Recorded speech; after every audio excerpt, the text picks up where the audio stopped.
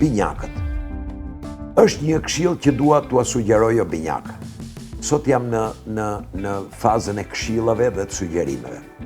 Është e njëjta këshill që jep edhe shkrimtari amerikan nga Illinois, Lucas Herton, edhe ai shenjës binjakëve, që thotë: lejojeni veten të përfshiheni në të gjitha shqetësimet e mundshme të njerëzve që keni përreth, edhe pse mund të jeni në kundërshtim me njëri tjetrin.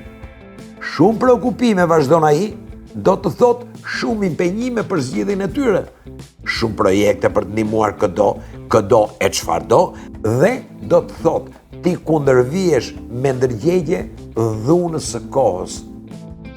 Kjo këshill është gjithmonë e vlefshme për ju o binjak. Por sidomos në këtë periudhë veçanërisht. Kjo do të bëjë që bota juaj e brendshme me aq shumë vlera, duke u vënë në funksion të tjerëve, do të pasurohet, do të shkëlqejë dhe do të jetë një model për të gjithë ata që keni përreth. Është momenti juaj. Shkëlqeni binjak, shkëlqeni.